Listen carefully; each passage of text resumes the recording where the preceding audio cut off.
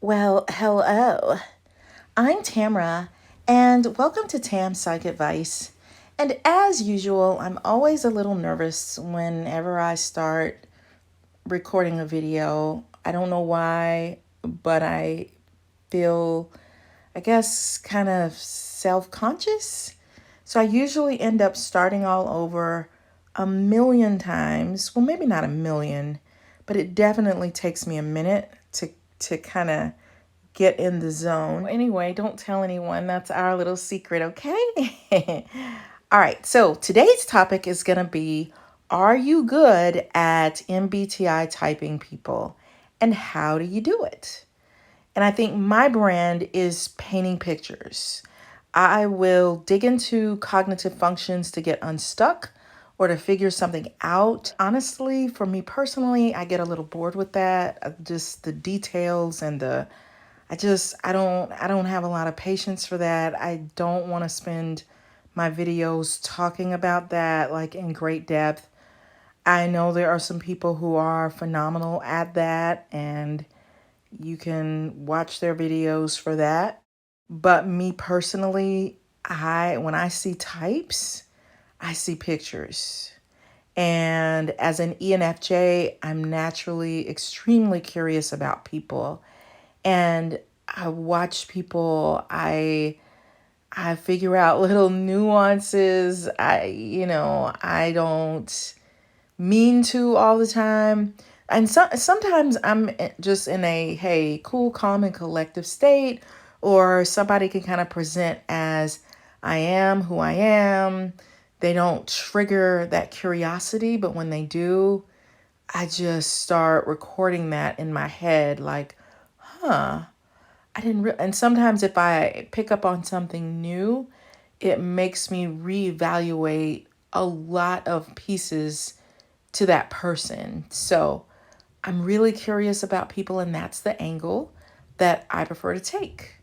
Uncovering and revealing nuances, always from an ENFJ viewpoint. I take an intuitive, whole picture viewpoint of people or a snapshot of people. Now, my sibling is a censor, so she can kind of come in and do the details and that kind of thing. So I think we have helped each other to develop big pictures of how each type looks. It would almost be kind of like, and I'm not saying that I have synesthesia or anything like that, but it's kind of like how, I mean, like I've played the piano. I was classically trained. Some people have what's called synesthesia. So, they know where the notes are. They see colors with the notes. So, in a way, for me, it's kind of like that. Like, I have this template and I may not be able to spell it all out for you. I may even struggle a little bit with putting into words that picture that I have in my mind, but I try really hard to convey that. It's kind of like, in a way, like with Spanish. Like, I can speak Spanish pretty well, actually. When I do speak it, people generally are surprised. They'll say, "Wow, you don't have an accent at all." It kind of got to the point where, and I'm not saying that I'm the best at speaking Spanish at all. I'm not, because I'm not, or hearing it. It kind of depends on my mood. But it kind of got to the point where I needed more than just books, like learning the rules, learning just from books. I needed to practice it. I just needed to be immersed in it and just do it. And that's kind of how I am with MBTI. You know what I'm saying? It's like some people rely solely on cognitive functions. I mean, I think that's great. And there are some people who have taken cognitive functions and they have turned, MBTI into a whole new thing using cognitive functions. So definitely not knocking that for people. I think it's great. I do. I think it's a great foundation.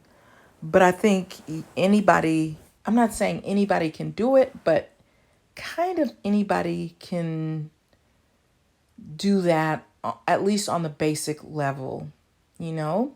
You can understand that. But for me, that still does not give me a picture of what each MBTI type looks like.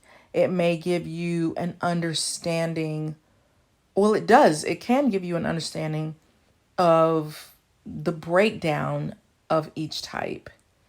But that still doesn't paint the picture that I see in my head. It doesn't even come close. So I find it far more interesting to take an intuitive, deep level, deep dive, like just figuring out people to the core and, on a subconscious level. It's so weird. It's almost, I don't want to say it's an OCD thing because I don't want to make light of OCD at all, but it changed my life. So I don't know if I even think in a normal way, because MBTI is always lingering in the background, and I don't know if that is sort of a hindrance. I think in some ways it kind of is, because you can end up putting people in this box, and instead of just being free to just allow them to be just who they are, it's like your mind just constantly is like, oh, what type are you? It's almost like a defense mechanism, like it's almost like handlebars or rails, like that you can hold on and grip in life to understand people, but also to kind of survive people, maybe not get as hurt by people, or helps to justify things that you don't understand about people. So it's kind of like this security blanket that most of the times I appreciate having, but other times, I kind of wish, what would life have been like if I didn't have that knowledge? So I keep my videos under 15 minutes on purpose, and I want to use that time to show you something different, unique, and to help you identify people the way I do and not in a cookie cutter way. So I also like to take a fusion approach, combine MBTI with other topics so that you can get to the depth or the root of who that person is. Like, for example, if you take narcissism and you put it on top of an MBTI type, it's going to look different than an MBTI type. So you could be looking at someone and wondering, why does this person seem like this type, but there's something off? It could be because it's paired with something else. And so I try to educate you and introduce you to things that are going to be helpful to you in your life, and also help you to understand who you may be dealing with. So just a little background on why I started this channel. I started it because I really wanted to help people with their problems, with any issues that they were facing in their lives. And I felt like I had the skills to do that. And, just kind of in my back pocket, I had MBTI, but I never intended on doing any videos on MBTI at all. It was kind of like, not on purpose, but kind of I don't want to call it a secret in life. It's just that I really don't know anyone other than one family member that understands MBTI. So she and I talk about it all the time, and we use it in our daily lives, and we type people, and we've been doing that forever, since we learned about it in college. Because the college that I went to, they were really heavy into MBTI. And so I remember taking the test and they gave me a little tiny paragraph. And I remember just trying to answer the questions, but I had never heard questions like that before.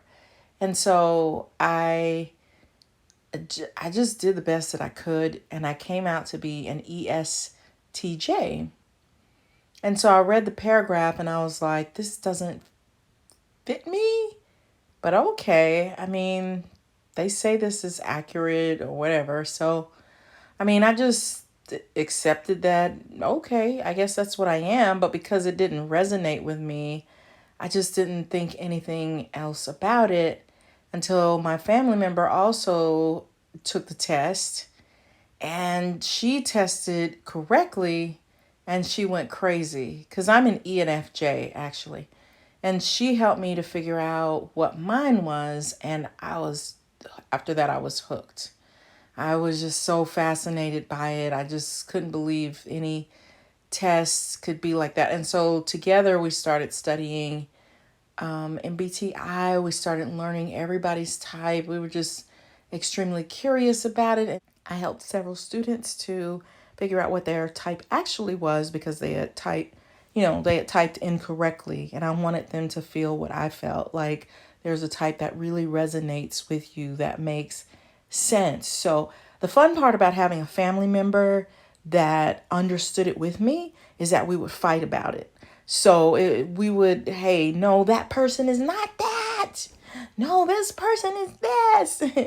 And I think sometimes being able to have somebody that you can argue with, it helps you to develop it better because you have to hone in your skills. You have to, it helps you to develop a better picture of what each type looks like. And that's what we did. So anyway, so I kind of developed my own style, really. One day I just decided, okay, I'm going to do a video on the ENFJ.